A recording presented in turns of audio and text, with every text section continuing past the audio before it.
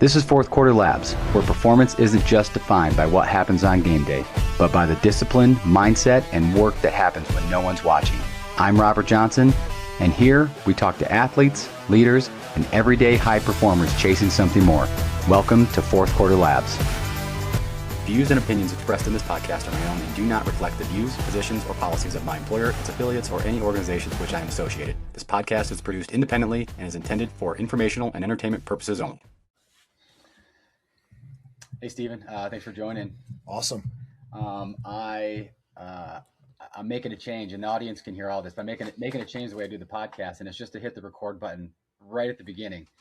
One of the hardest things to do with these podcasts is to make them sound just super natural and flowy. And so, like, hey, I got a question, and then you have it like an answer, and it's very formal. Mm-hmm.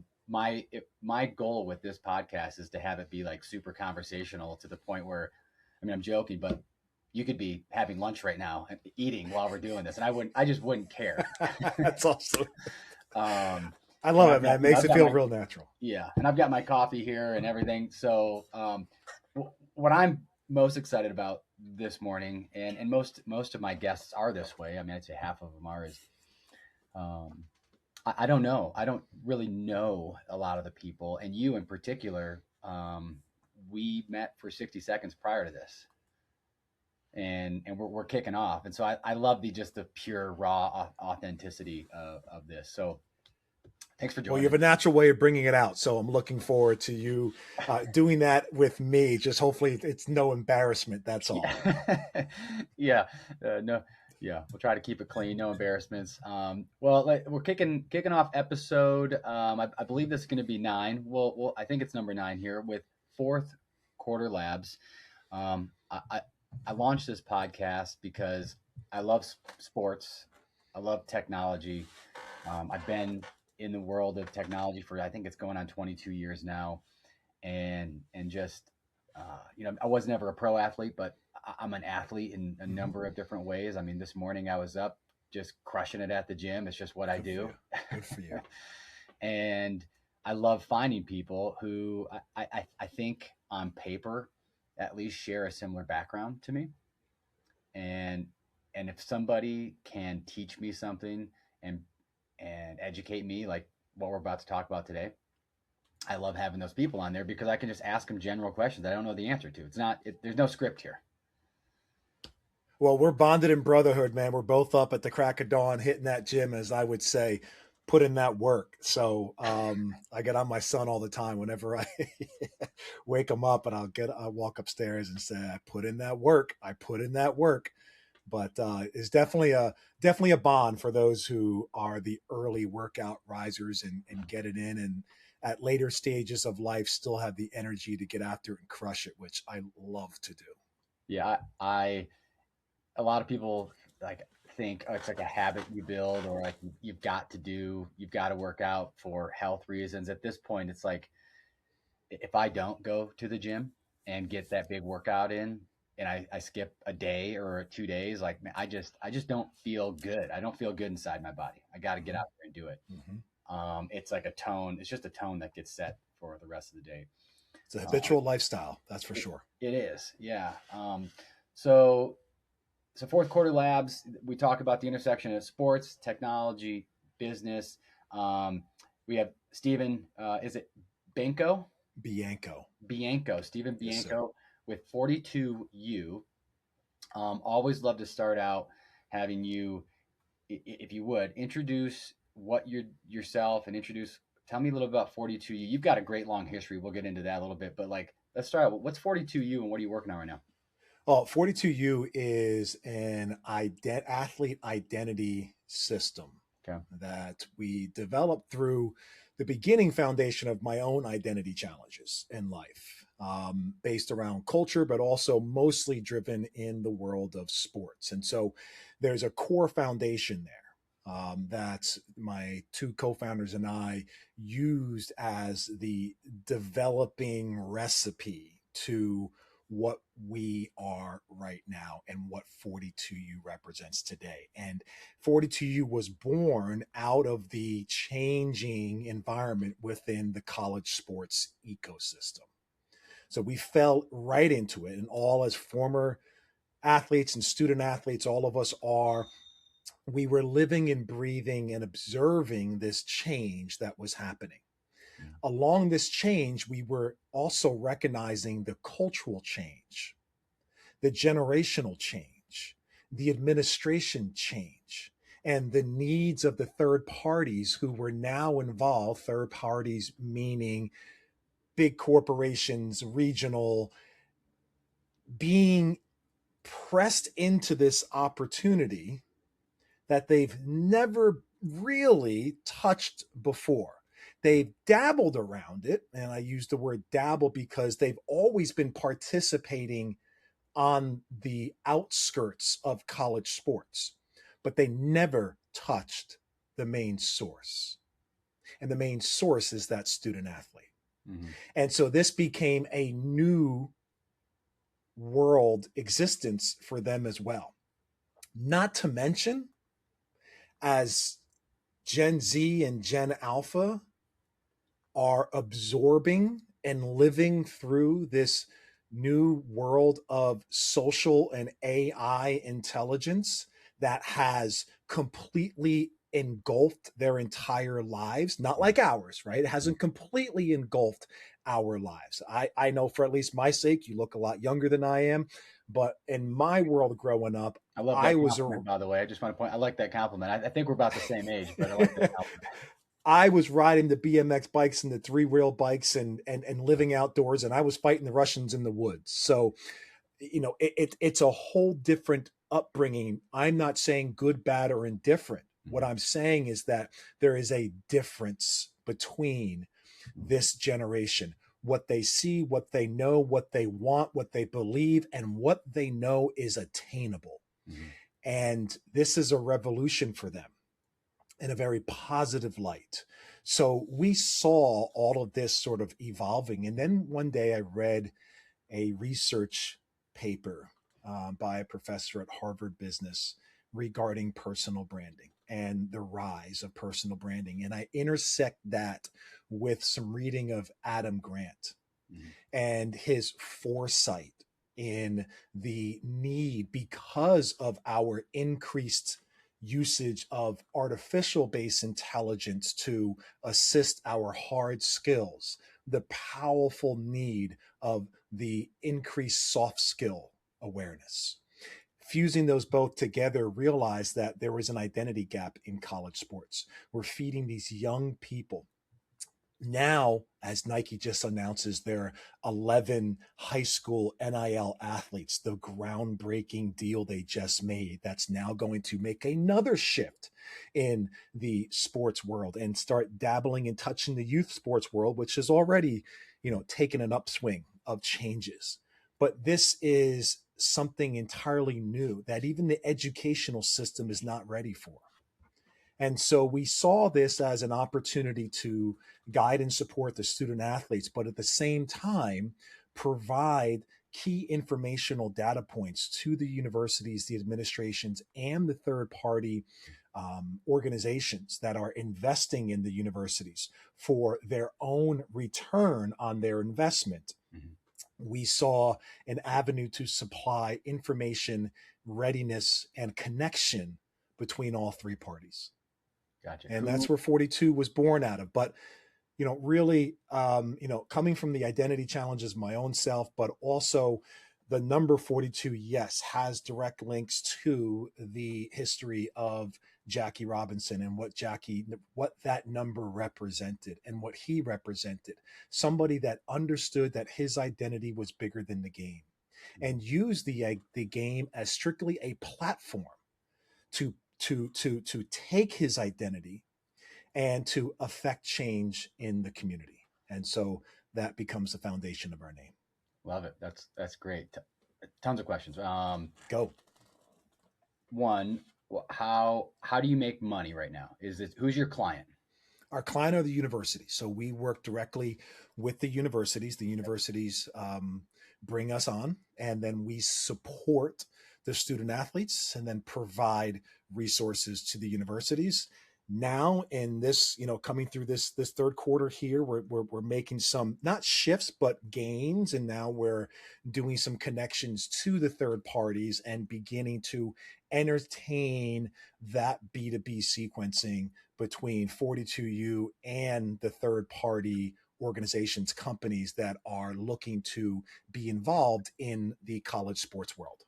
So, um, me knowing the college athletics world a bit, working in it, is they just don't have a resource like 42U, a person like you who can step in and manage those relationships. Or are they not allowed to manage those relationships? Or what's the gap that you're filling there? Well, we're not managing the relationships. We're providing the foundation of identity intelligence. So Okay. the relationships have the information and the data points to actually make authentic connections. You see, that's been the gap in college sports, right? So we talked earlier kind of off camera, which now is going to be on camera in your next Yep. podcast coming up, as you announce to your fans and followers that, you know, when this all really began, there's this desire for raising money and distributing money to the the 1% of the student athletes, Mm-hmm. right? The ones you read about, the football players, the basketball players, right? That was the immediate go-to. Okay. And the way this actually worked early on, and let's be honest, still works a little bit today, very much so, that the organizations and companies would have a relationship with the university. Okay. So think big brand, whatever big brand, think Fortune 500 company, think consumer brand, think nutritional brand, whatever you might, technology brands, like just whatever you want to picture in your mind, right? Yeah, They I've have a seen some of the relation. recent I've seen some of the recent brands announcements that are being placed out there on some of the jerseys and helmets and stuff. So Yeah, they're that's a whole new introduction that just came and is a new battle that's happening in the college sports. We can tap into that if we want to. But on the beginning surface, it was these brands and organizations wanting to tap into college sports, the student athletes of college sports, because now House versus NCAA opened the door for this to happen, right? So the beginnings was, hey, let me just distribute this money through the university. The university would say, hey, we need help with XYZ athlete over here because he or she needs more money. And that's literally how these transactions were going. Right. And some of the administrators were throwing up these heroics that, oh, we made this great deal. Not really. All you did was just take money from Peter and shoot it over here and siphon it off and pay Paul so Paul wouldn't leave, or Mhm. Paul has a better deal. But there was actually no brand alignment at all whatsoever. It was Okay. just throwing athletes throwing money at athletes in It's a good order visual. to You've pay got the them. brand, you've got the athlete, but there's no alignment between the two. None. Okay. None whatsoever. And I'll match up to anybody and say, show me the alignment. There's really a few far in between who have created alignment. And those are ones that already had brand alignment beforehand. It had nothing to do with the powers that be, right? It was because that individual, either through their family, through their self, Mhm. created their own brand and already had that ball rolling and were very strategic, i.e., Arch Manning, Yep. Shador Sanders, The big okay, ones, the big Angel brands. Reese, Yeah. right? Though Livy Dunn, those kind of individuals, those were the hallmark beginners of this, right? Those four have incredible camps, as we like to call them, right? Obviously, Shador has one of the great, not just greatest athletes, but greatest marketers, helping and guiding him, not to mention the team that supports. The same thing, a little bit different, but the same thing with the Manning, right? With Arch Manning, an incredible resource of individuals that understand his father, I'm sorry, his uncles Okay. are deeply infused in the branding world. You don't think they understand how to take the step process and align properly? Mhm. So, of course, Arch has done a fantastic job with making decisions and creating those brands that truly align with him. Angel Reese and her mother Mhm. spent countless hours siphoning through and really taking this serious to make sure that Angel aligns properly with the brands that are going to catapult her voice, right? So, but what about the other 99%? Mm-hmm. Okay. And so we wanted to formulate that connection so that you can actually take an 18-year-old, identify what their brand is. Don't just say what their brand is. Mm-hmm. Don't just copy their brand from Yeah. someplace else. Don't ask them the question, hey, so what do you think your brand is? How in goodness name would they know what their brand is? They're 18 years old. They barely know how to do their laundry right Yeah. now by themselves. And you're asking them what their brand is, Yeah. right? Let's pull it out of them. Let's identify it. Let's, for the first time in their adult life, as they've separated from their families and their parents and they're standing on their own 2 feet, let's show them who they really are. Then let's develop that. Mm-hmm. Then we're ready to activate it. Yeah, what's And interesting about that, I'm thinking about myself over the last 5 years. Like I joke and say, Stephen, like I could write a book called 38, excuse me, called 38, 39, 39, 40. Because as I got to that 40-year mark a couple years ago, like I went through this whole like transformation that I wasn't expecting, right? And I had to go through that experience of like figuring out what is my purpose, yeah, right? What is my brand? What is my voice? What are the things I care about? And I did that. I call it it's like, if I had a midlife crisis, that was it, right? So the sure. thought of like having you sit down with these kids at 18 who are trying to make these pretty significant decisions around, hey, what do I care about? What's my brand? What's my voice? Right? What do I want to align myself with? I mean, that's really challenging, let alone if you're 40 or 18. I heck yes. And we've had the privilege to sit down with these young individuals and be in front of them team by team. And when you're looking at them, you're realizing that they're they're they're they're in shock almost. They have no idea. That's the whole point of the educational system. What are we doing here, guys? Right? Mm-hmm. We're looking at these young individuals, and because they run great, jump great, they look great, they've got uniforms on, and especially in the world of football, they've got helmets and shoulder pads. You Yep. can't really see them. They're moving at fast paces, they're hitting hard. You're thinking that these are completely grown individuals with families, houses, mortgages, children, Mm-hmm. and 401ks and IRAs, et cetera, et cetera. These are kids that just left their high schools. They're, you know, listen, I have a son. I have two. I have a son and daughter that age. They're clowns. I'll say it right now, Yeah. in a good way. We Yeah. all were, right? Yeah. They're Yeah. just kids, and they happen to have incredible talents, and some of them play in front of tens and tens of thousands of people. Some have tens of thousands of followers that are watching them, and we assume that their minds are operating like full grown corporate adults, and they're not. And that is the whole reason why they're in college to begin with, Yeah. Robert. That's why they're there. And so educate them properly. And the proper way you educate is you first understand what they need, Mm-hmm. and then you build that foundation. And this is not a public school, high school, middle school type situation where you're just going down the line and everybody's learning the same thing for the most part. Now you have individuals from all around the country and the world. It's a petri dish of awesomeness, Mm-hmm. but they're all such individuals. And you have these tens of millions of dollars coming in to the athletic environment. So educate them that way. Spend the time to determine, hey, each one of them, what is their personal brand? What is their identity? Because that is going to relay right back to the field. Mm-hmm. And that is your fiduciary responsibility at the end of the day, right? You're there to educate them.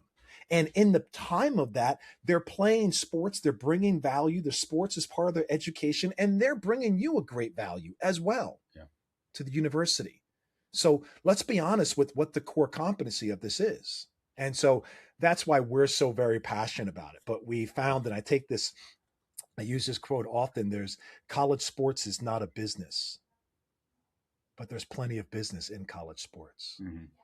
Tell me about I don't know about the Nike deal that you referenced a few minutes ago. Tell me about that. Yeah, so Nike, Nike being on, Nike's been through a little bit of a rumble rate recently, right? Some of the reports are there. How, you've read in whether it's in some of the sports magazines that Nike just can't do it anymore. Nike's not there anymore, and I don't believe that one bit. Mhm. Every organization has a transition period. They begin to feel out like, hey, where are we impacting this generation, or where are we impactful at this particular time? And I truly believe Nike is one of the greatest companies of all time. And they're sitting there just figuring out, where do we fit into all this? This Mhm. is a changing world. This is a changing economy. Our customer is changing. Our Gen Z and Gen Alpha customer are changing drastically. They have a lot more decisions. I'm sorry, a lot more um, um, companies that they can align themselves with or purchase from, right? So they've been sitting back and watching how this is evolving. And so recently, Nike just partnered with 11 top flight high school football players. Okay. And they are investing in them early and following their journeys all the way through. It's a beautiful, typical VC type move, Mhm. right? Venture capitalists, what do? Right? They invest in a multitude of companies, and they're hoping that one or two become unicorns and hit it big, Mhm. right? And it supports everything else. Maybe some of those companies roll up into that big company. Yeah. There's some layers of association, but they're really, gaining momentum, investing in many in order for a few to hit. And that's the same objective Nike has had in this. And it's absolutely brilliant. And I Feels like believe they're holistic. they're like Nike has gone to this high school kid and they're like, we're your sports agent. I'm just paraphrasing here because I don't know, but that when you described that to me, Steven, I'm like, okay, Nike has found 11 kids in high school they're going to sponsor. We're going to be Mhm. your agent. We're going to give you the funding, the resources, the coaching, the training. We're going to help you be successful. Right? That's kind of that's the sense I get from it. That's the way I break it down in my head. Yeah, and from what I know about the deal itself is that Nike's very holistic in this. In that, hey, yes, they of course business wise, they're hoping that one or two of them, they're predicting that one or two of them are going to be generational type players in the NFL and in the world of cultural media. Mm-hmm. Okay.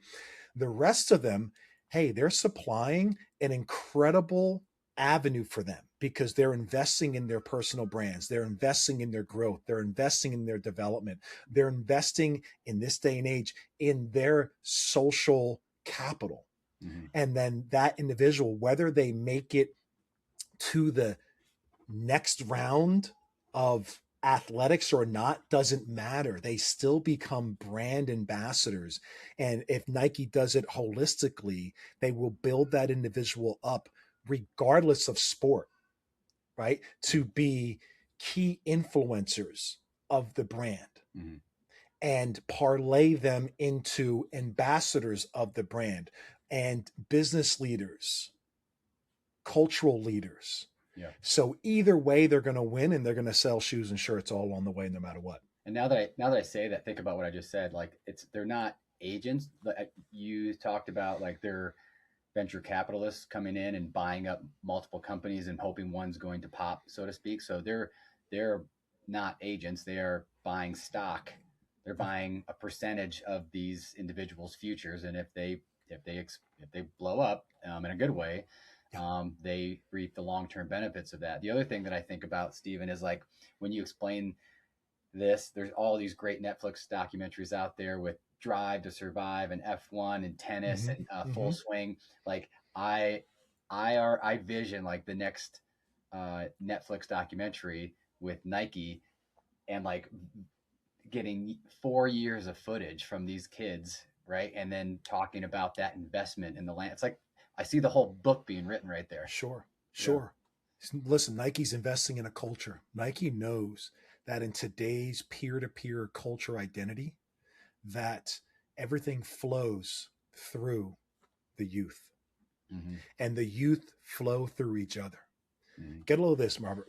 Gen Alpha is the first generation to actually live within the social content. The generations before, Gen Z, they were creators, viewers, and observers of content. Gen Alpha lives in it, and they've lived in the content. They've been a part of the content from the very beginning. And you can see this shift as to how they communicate. Think about it. Gen Alpha is the first generation to communicate from the very beginning of their communicative front lobal minds. Mhm. The first generation to communicate through video and camera communication. Oh yeah, Snapchat. I see They're it. the first generation to use that as their first means of communication. Snapchat is content. So when you see those individuals and they're there taking a video, a photo of half their face and just sending it off to their ChapSnap followers, that's content. Mhm. That's live content that they're living in it. It's the first generation to actually on a daily basis show each other basically every step they're taking throughout the day. That's how they've learned to communicate. So Yep. Nike's looking at this saying, hey, we're not only investing in it, we're becoming part Mhm. of that culture and that generation. And we believe this is just 11 now. I'm sure they're going to invest in a multitude of other areas. These are just 11 football players, right? Mhm. So let's just hold that for a second. You know, they're going to duplicate this through a various of other cultural sports, X Games sports, whatever it might be. They're going to duplicate this model if it works because they know that they're going to sell their product. They're going to influence their buyers, not through how we were influenced, through the actors, the high profile individuals. Mhm. They are influenced by their everyday common peers that they grew up with, regardless if they become the next Patrick Mahomes. Doesn't matter. Doesn't matter. Their influence carries and they will follow, and Nike is infusing themselves in that influence. Mhm. Yeah, yeah. I think a lot of this resonates with me pretty well, just because I've got two daughters, 10 and 14, Okay. Yeah. and yeah, my 10-year-old, already wants her YouTube channel, and she wants to be a creator, and she wants to do all that stuff. And it's an interesting dynamic in our house because I'm producing content right now. Yes. Uh, You're showing her. You're showing her the light. yeah, You're showing her. and my wife could probably not be more opposite of that. Yeah. And Yeah. she's rarely has her cell phone on her, let alone uses social media or anything like that. So we have a divide in the house, but I do see it with my daughters because they communicate heavily over live video Mhm. chat with their friends and Snapchat, and we do an excellent job of monitoring all that. But you're right, like especially the 10-year-old, she that is her mechanism for learn. Unfortunately, and I think a lot of parents probably struggle with this. It's the mechanism for which they learn and they get Mhm. influenced, no pun intended, Mhm. and they see things they want to buy, who they want to be, um, defining the version of themselves, a little bit of probably the things you talked about with their identity, Yep. um, and all that. I hadn't really thought a lot about this until now about NIL and how it comes back to the beginning of the conversation with NIL and these kids that are in there who are only 4 years older than my oldest daughter. Think about that. Yeah, yeah. And I'm glad you had that perspective because we have a very similar one. And I've watched this through their eyes. I have 18, 17, 14, and 9 months. So I've watched this roll out intentively, intuitively, because I'm curious and at the same time was building a business that has been around those generations. And so I really wanted to learn versus try to impose on it. Mm-hmm. right? And that's the level of parenting where you adjust. You have to trust the fact that you, if you did or not, you instilled the character, you instilled the values. That was all done early. Mm-hmm. Okay. So before they were 10, 11, 12 years old, you instilled that in them. You either did or you didn't. Mm-hmm. Okay. And by listening to you, I'm assuming you did. Right. And so that's something you have to value and trust that you instilled that. And then from there, it's allow them to absorb what is their reality, and then you monitor and mentor as they go through that. You don't reject it. It's like with the communication, right? Communication is so important at that age. It's the most important thing, learning how to communicate. Forget math and everything else, right? How can you communicate? Because you're going to have to do that with your family. You're going to have to do that with your future spouse, with your future employers. Communication is the most important. It's also the most holistic, right? What's the one thing that we all cannot live without? Mm-hmm. Realistically, 99.9% of us cannot live without human communication. Right. That's when everything goes bad. So for them, they just communicate differently than we did at that age. So when you remove that line of communication, or you tell them that communication is wrong, you're actually taking a part away from them. Mm-hmm. So it's more important as that parent to instill your family values on a regular basis, Yeah. and then allow them to absorb and communicate those family values. Trust yourself. Mm-hmm. Trust the fact that they're going to be like, no, that's not how we roll around here in our family. So, hey, maybe not use that word next time. They will say it if you instill it with them, Right. right? Or Yeah. someone sends them something they don't really, they know is wrong. They're going to pass it through. They may have seen it. However, it's still in their mind that that is wrong according to my mother and father, Yeah. Yeah. right? And so we have to look at that. And when they're living so much in that, and that's their line of communication. And so the old days of holding the can up to say, hey, use alpha brain because it really works on your cognitive health, right? And those days are gone. Right. It's just the athlete or the individual is just with their friends, just being normal, going to the mall and just throwing Yep. it back, and it's right there. They see it. Mm-hmm. Their followers or observers, they all see it. It doesn't have to be in the face anymore. And so that's where Nike is infusing with them, and you'll see that more and more, so that it becomes, hey, no, Nike's just part of my lifestyle. I'm Yeah. cool, and it's just how I roll. It's who I am. Yeah. Kind of reminds me of in movies like product placement. It's not an overt advertisement. It's just a product placement in the background, really obscure. Like in your camera right now, you've got 42 Faith, that book right there. Never mentioned it once, anything, but it's right there, Mhm, right? And or you've got a helmet or something like that. It's just product placement.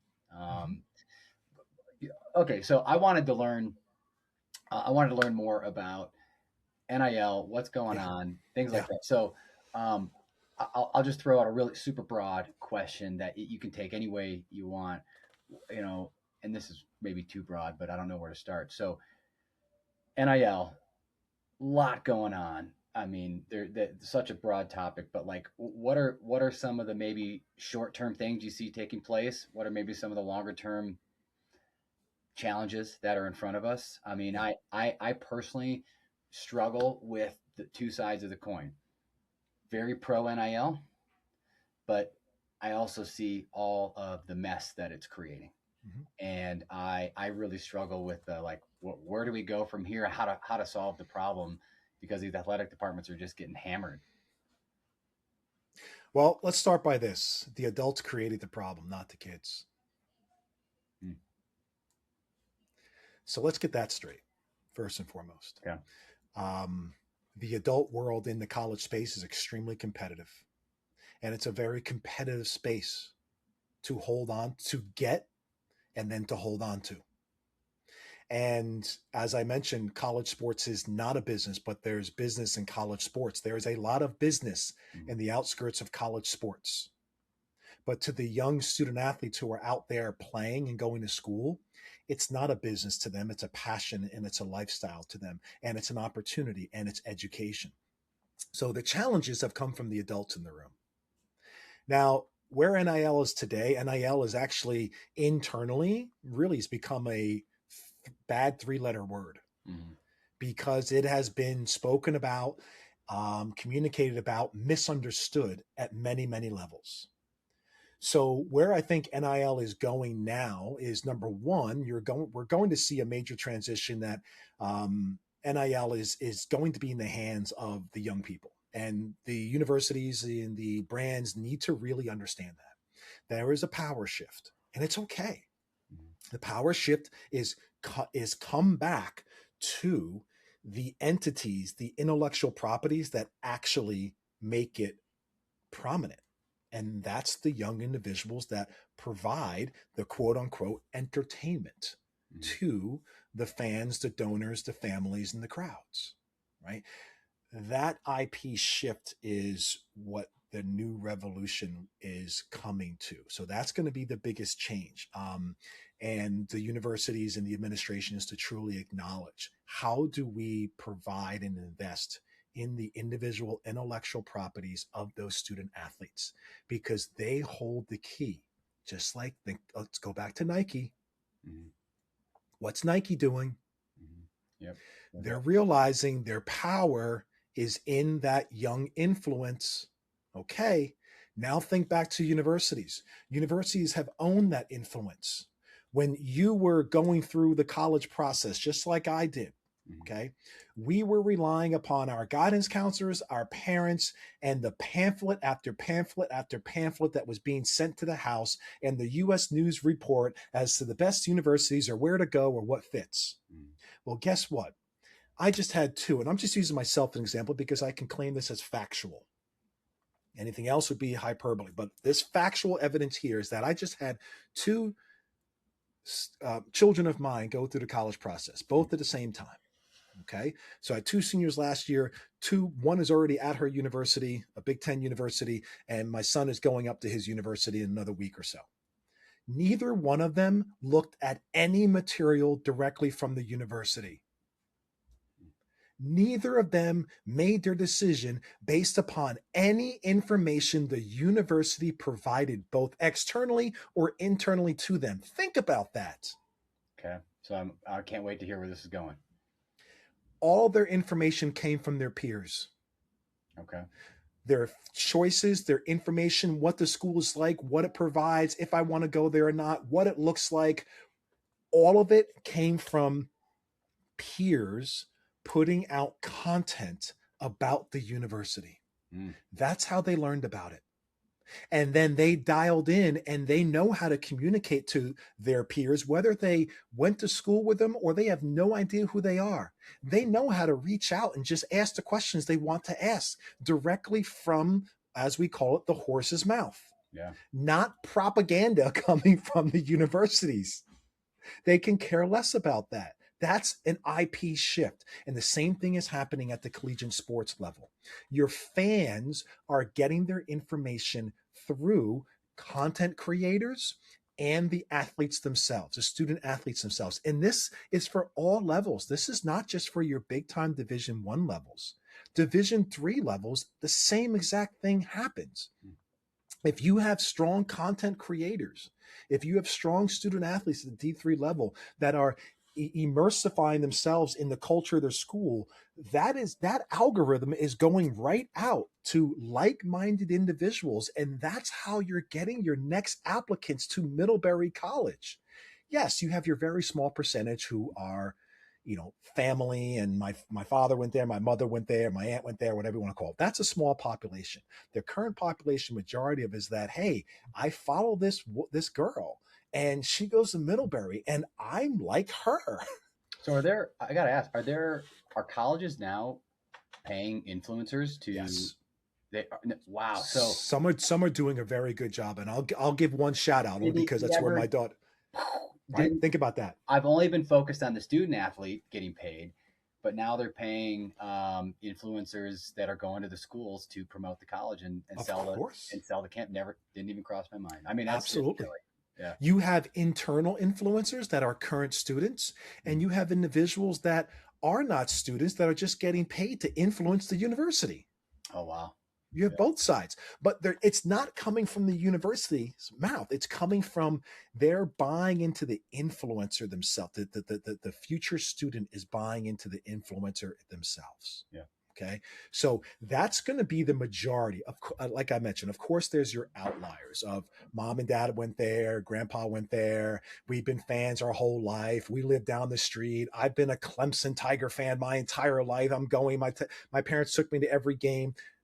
There's always the outliers, Yeah. but that's not how a school survives. A school survives with the expansion of new students coming in from all over the country, all over the world. Mm-hmm. That's how a university increases its revenue, right? And so in its enrollment, think about the Colorado effect. Mm-hmm. The Colorado effect is mind blowing, and I've repeated this so many times. The prime effect, the Deion Sanders prime effect, their enrollment went up. I don't want to quote it because I've forgotten the numbers right now. Yep. Their enrollment went up drastically. So The you don't know this. numbers. A, I went to CU Boulder, and B, I live in Golden, Colorado, and so I've got season tickets to the CU men's basketball. Okay. And yeah, Shador and Travis Hunter did a couple showings there.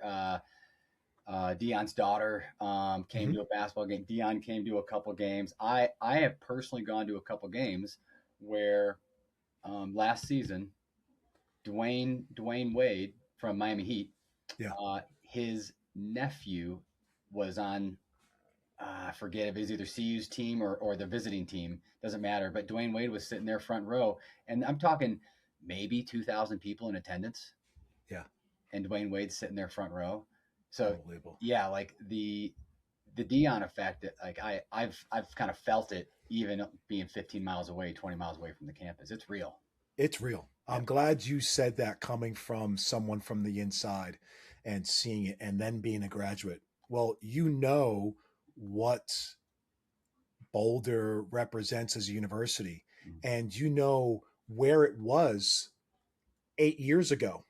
Okay. Not that the institution's always been fabulous, right? That Yeah. doesn't change the education. But the athletics. I'm talking about the popularity of it, Yeah. right? You didn't have an East Coast kid, top academic kid say, I'm going to, CU Boulder. Like, Yeah. why? It happened. Not that anything's wrong. CU Boulder is a phenomenal institution, but you just never would. Now, you have top of the line 4.0, 1,500 SAT kids applying to Boulder, right? For the lifestyle and the fact they've realized it's a great place and it's a great education. And that's where I want to go. They've drastically increased the amount of applications. They increased their application fee. They increased tuition. They increased the amount of freshmen in the freshman class. Yep. Tell me that's not good business. Yep. Everybody can play. Oh, they're going to only win 5 games, 6 games. Do you think the presidents and the board of trustees really they listen? Everybody wants to win, Mm-hmm. but at the end of the day, as of right now, do you really think they care? Yeah. Because it's only 3% of the CU budget, Mm-hmm. the athletic program. There's 93% of that entire budget is deemed towards the education at the university. 3% of the budget goes to the athletic program. That's it. Mm-hmm. And that athletic program is that little 3% is increasing the overall marketability and profitability and revenue growth of the university. I'll take that all day long. Go ahead, win 6 games, go to a bowl game. That's great. You win 5, not too bad. Hey, you don't have to win a national championship. Just keep bringing in the money and keep bringing in the relationships and the new students who want to go to school here. Yeah, not to mention endowments, not to mention faculty recruitment, research recruitment. I mean, that's a huge aspect in any university is, what type of publications are they putting out? What types of awards are they putting out? What level is there? And CU's got a great space engineering program as well. Yeah. I mean, so like all those things definitely get a spotlight when you bring someone like Deion. And that was, I mean, he's not the first. There have been other really high profile people that have come to universities, but he brought a spark that that we haven't seen in so long that I can't even think back to the last one. I mean, now the next one I think about is little bit silly, but like I think about Bill Belichick going. What is it? North Carolina? Is that where he went? Yeah, that's an unfortunate situation down there right Yeah, I mean, now. but like you still, it was the super high profile Yeah, person going yeah. there. I'm not saying that was like a there's not a direct line from Dion to Bill Belichick, but like I'm just ad libbing here and thinking, you've got these really high profile. Like, here's a question: if the Dion thing didn't happen, Mhm. would Bill Belichick have taken that role 5 years later? I think okay, you make an awesome comparison between the two, and the reason why the comparison is awesome is because both of them are goats at what they personally did. Yeah, Both of them can never take that away from them.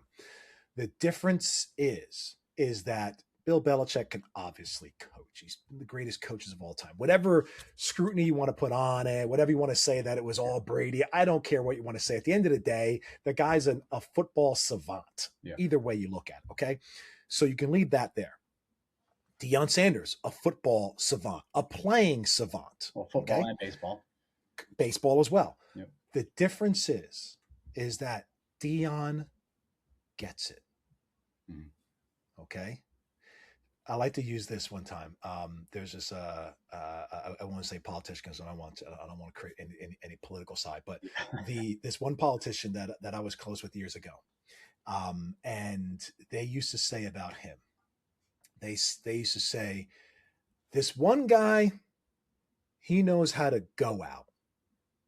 The other guy knows how to hang out, and people like the guy that can hang out. Mhm.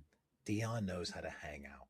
And I use that term meaning Dion knows how to be in touch with today's culture, Mhm. today's people, and the people that surround him.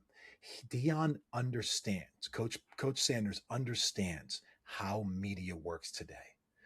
Coach Belichick does not. Yeah. Okay. And that's the big mistake that UNC made. They thought it's about the lineage of the coaching or the name. Yes and no. The no is the fact that Coach Sanders is primed to it, all pun intended, because he understands it, he listens, and he's brought his patriots around him, his family, his people that get it even more. Mhm. And he says, guys, do what you need to do. That's why it's been a difference Yeah. maker, Yeah. right?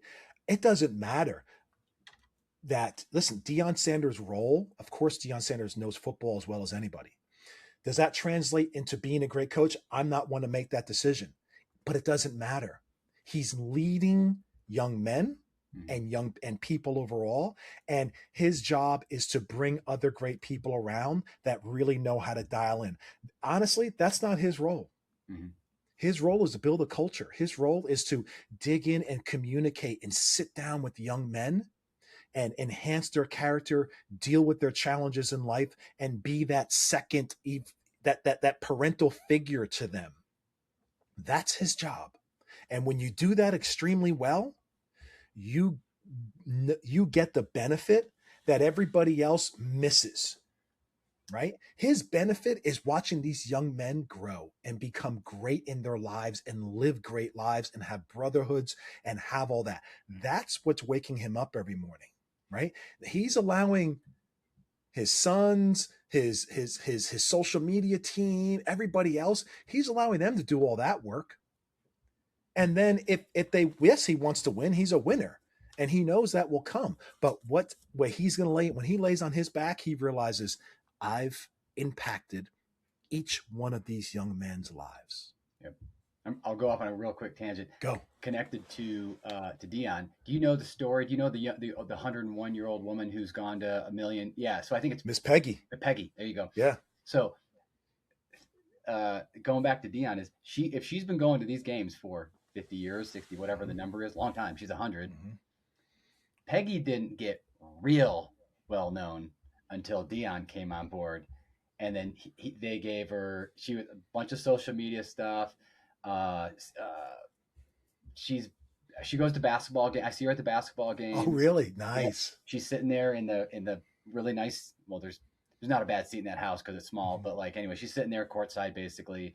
But everybody now knows who Peggy is.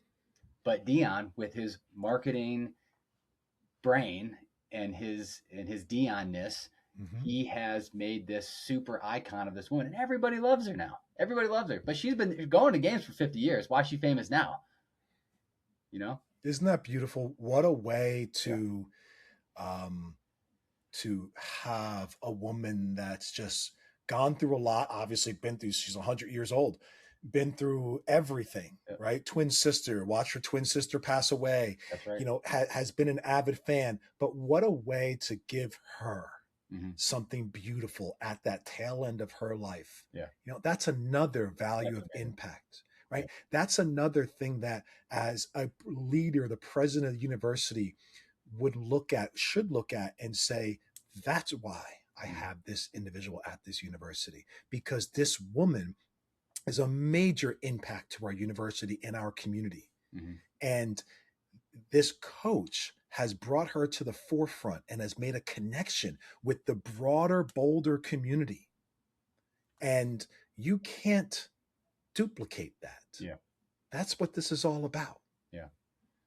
Yeah. Getting back to the whole NIL thing, like I, I hate to, I feel bad even saying this, but like if you are running the university, so my question is like, why isn't University of Wisconsin finding their Peggy, right? Why hasn't, Stanford found their Peggy? What does it take? Why does it take somebody like Dion to do this? And it's because, and I'm just joking here. There's not someone at the helm sitting there going, what can we leverage to make our voice stronger? What can we, going back to brand, you talked about brand at the beginning of this, what can we leverage to our benefit to make our brand even stronger? And someone like Peggy is just an awesome, like, one example of how you can reinforce your brand to your students and your fans and your donors and all those things, which drives revenue, which drives engagement, which drives social media, all those things. I mean, Peggy is a social media, I don't even, I'm guessing, I bet Peggy has 200,000 followers and she's probably got someone managing. It's unbelievable. I don't God even know. bless her. God No, bless her. I'm going to find her on social You got to media. find that out. You got to find that out. Actually, I haven't looked at that. But isn't that what you're selling at a university? It's what they, Like you what mentioned, yeah, to the student, the buyer, right? yeah, Student parents, the buyer, yeah. and to the team member, the researcher, the employee, Mm-hmm. the professor, the coaches. Listen, those are individual lives as well. Aren't you selling that to everybody, right? You're selling community. You're Community. selling, Yeah. and to the student, what's the most important thing once you get a student on campus is student retention, Yeah, it is. right? I was talking And about that. Yeah. that's and now I've pushed this out on LinkedIn a whole bunch. What we call it 42U, the stay rate, right? And we push the stay rate as should be the new metric Yeah. that is observed within athletic departments. It's, yeah, recruitment is great and you have to recruit and you've got to be great at it. But in today's world, you were able to live on your laurels before because the NCAA made it nearly impossible or almost career ending if you wanted to transfer, right? Now that is over with. So now it's open game. So wait, why hasn't the recruiting mindset changed? Yes, you have to recruit, but you better darn right retain. Yeah. And what are you doing to retain these athletes? And it's not just about money. Bill Carter from NIL Forum just did, produce some great research regarding how important NIL is to the decisions of the student athletes. And it's only at the number about 40% of their decision, even less for a high majority of them. Right? I would not have guessed. I would have It's guessed. not about that. And that's that. It kind of upsets me because, But there have been a couple bad apples out there who have made it about the money and who have, typically that stuff rises to the top. I mean, you heard about Troy Aikman getting burned, right? sure, That was a sure, financial decision that it ended up being about money. correct. And guess what? I've said this before. It's not the kid's fault. It wasn't the kid. Yeah. It was the adults. And that's not the administration side. That's the jackals of agents that are involved in this world. And I've seen it firsthand, right? That's one of the other issues that has to come down from the top, right? How do we manage the adults in this room? So much emphasis in this NIL era of chaotic college sports has been placed on the young 18 and 24-year-olds. Why are all the regulations going on them? Regulate the darn adults in the room. You're right. Yeah. Right? Regulate the coaches. We have $80 million buyouts. What are we doing here? You have state institutions with an $80 million buyout. Are we looking ourselves in the mirror, people? Mhm. But you want to blame, or you want to say that these young individuals are all about money and put that narrative out there. Those young individuals are not all about money. I'm living it. I see these kids on a daily basis. They want to play. They want to be great. They want to go on. Let's just talk about the highest level, and then we'll drip down to everybody else. The highest level, they want to go to the best school because they really believe, and they have this deep belief that they want to go to the NBA, the NHL, the MLB, the NFL. They want to do that. And God bless them. Let them have that dream. And then there's the other ones that realize, hey, I'm not that darn good, but I really love what I'm doing. It's going to help me get into this Ivy League school or this Division III school. And I just love playing sports because it brings me the camaraderie of friends and competition and something to do and something to be about. Why are the adults making it that all these young individuals are about money? I'm telling you, mark my word, they are not about the money. The adults are making it about the money. And then you're laying the narrative on the young individuals. Hey, of course they want to say, hey, I can make some money here. That'd be great. Wonderful. They want to play. Mhm. And yes, they know today the narrative has shifted. They know they have value. So they're just standing there saying, no, I deserve something more. They're not doing it for that. Mhm. They're standing in the fact that our kids, this generation, they know what their value is. We didn't know what our value is. We were told Yeah. you're not valuable. You're not valuable until you go to college and you graduate and you work your way through and you do this and you don't have any value. These kids know that I have value as a person. And guess what? In today's world, I actually have intellectual property value Yeah. that you're not going to take away. And this fires me up because I was one of those young kids who wanted to build a business in college and had that idea to build. And I was told that, no, you can't go work. You can't earn money. You can't build something. What are you talking about? My roommate's building a business. Why can't I build a business? Mhm. What? Right. And so now my son has a full-fledged barber business that he brings in a couple $100s every single weekend. A kid makes thousands of dollars over the course of a year. And he built an actual business, a brand, a Mhm. business, right? Not just, hey, I have a razor that I'm screwing up some kid's hair in the bathroom. No, he has a full barber shop, a business, a logo, an Instagram. He has balance sheets, spreadsheets. He has ordering forms. I love He's it. 14. He's 14, Yeah. That's great. right? And it didn't come from me. It came from his observation of what he's seen in his peers that, wait a minute, I can do this. So that generation believes that. And so when they sit there and they know that, hey, no, I deserve whatever that money amount is, don't say to yourself they're doing it for the money. Mhm. They're not. They just know they deserve it. And they know that hey, I'm bringing a lot of value to your university or to your team. So that's a major shift in today's NIL chaotic college market. Yeah. And the universities that are humble enough, the administrators that are humble enough to drop their ego and look and realize that that's the commodity. And if I can build that commodity and embrace that commodity, I will survive. Mhm. Because in today's world, it has shifted. You have a lot of coaches, and I honor this and I respect this. The coaches that are just about the X's and O's. How- And I respect that. But that's not today's business anymore. Stephen, how much when you give this rhetoric or dialogue or this information to new prospective clients, universities you're working with, or existing ones, Mhm. how much of what you're sharing with me do they agree with? What percentage maybe that they don't agree with? Like, what's their how aligned are they with you? Are you teaching them a lot? Like, do they know all I, this? I think we are. Yeah, No, they don't know all this yeah, because, and it's not their fault. They're brilliant in what they do. yeah. And because they've been involved in a system that has taught them a specific pattern way of doing things, Oh because man, that's yeah. how college sports works, right? College sports has never been an industry that you come from the outside and jump in.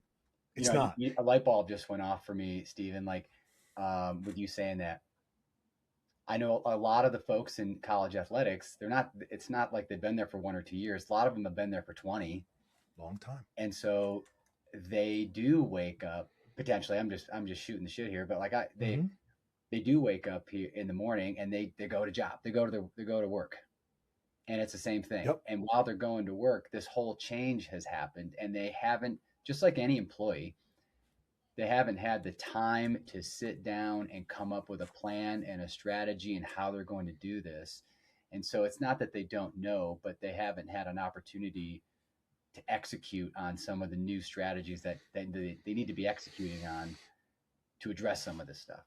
You're 100% right, Robert. That whole system is from you graduate, you become a grad assistant, and you begin to work your way through. Yep.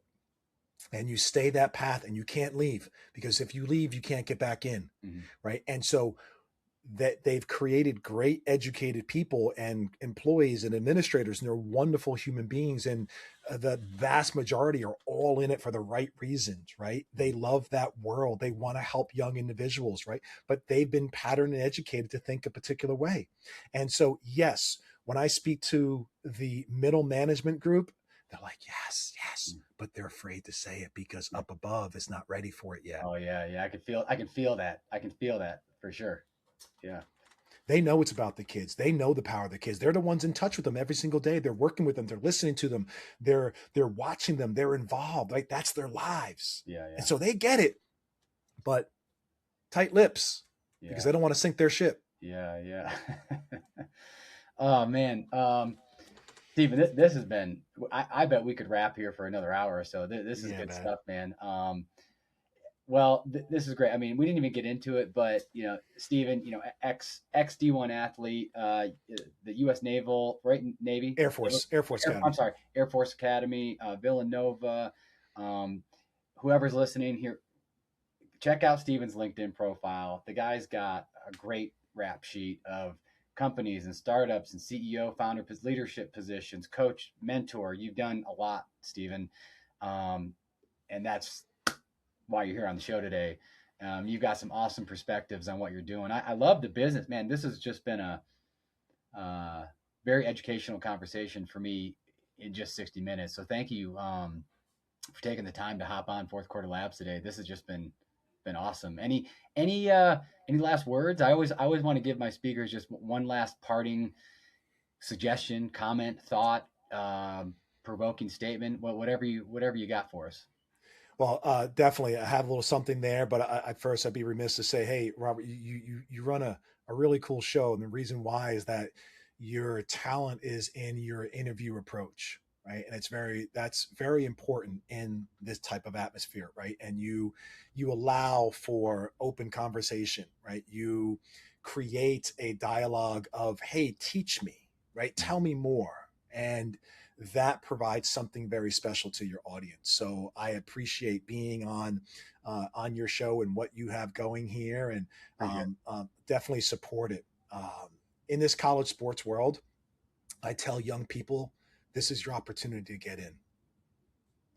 The protective dome has cracked, and the leadership, as I support them and I respect them, that legacy of leadership is changing. Just a fact of life. And there's a new world order coming into college sports, and there's an open door. I invite young people to create concepts, ideas that can impact, influence, and make a whole bunch of money outside, within, and attached to the business of college sports. So please come in, because it needs you. Your peers need you. The young generation, Gen Alpha, they're going to need you in the space to understand how to continue evolving all of this. Awesome. Well said. You got a lot of great quotes today, man. I look forward to watching and following 42U and watching and following what you're doing in the space. Thanks again for joining today, Stephen. You got it. Thanks, Rob, for having me. Appreciate it. Thanks, man. Thanks for listening to another episode of Fourth Quarter Labs. If you enjoyed the conversation, please follow and subscribe on Apple Podcasts, Spotify, and YouTube so you never miss an episode. Your support helps us continue sharing stories and insights from leaders, athletes, entrepreneurs, and high performers. We'll see you on the next episode.